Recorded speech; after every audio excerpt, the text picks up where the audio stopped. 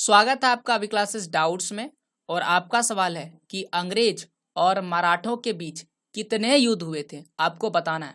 तो अंग्रेज और मराठा मराठा जो है वो जल्दी अंग्रेज को हराने नहीं दिए थे और बहुत ही संघर्ष के साथ, बहुत ही ताकत के साथ और बहुत ही जज्बे के साथ अंग्रेज को अपने क्षेत्र में घुसने नहीं दे रहे थे। लेकिन अंग्रेज ने अलग अलग नीति, रणनीति, राजनीति के तहत उन्होंने मराठों को हरा दिया था। लेकिन अंग्रेज और मराठों के बीच में अलग अलग युद्ध हुए थे और उन युद्ध को इस तरह से हम लिख सकते हैं।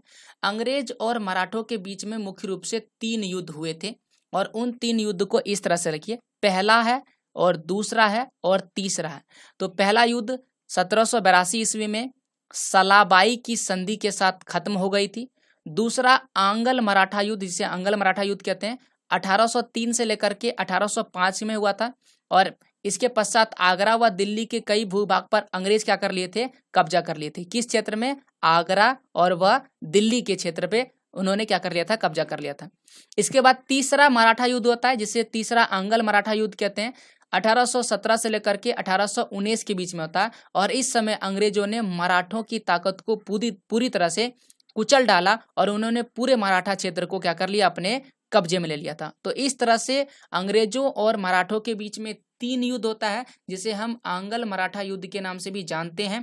पहला युद्ध 1782 में, दूसरा जो है 1803 में और तीसरा 1817 में होता है। तो ये थे आपके सवाल के जवाब। आप ऐसे ही सवाल हमें कमेंट में जरूर लिखिएगा और वीडियो को देखने के लिए थैंक यू।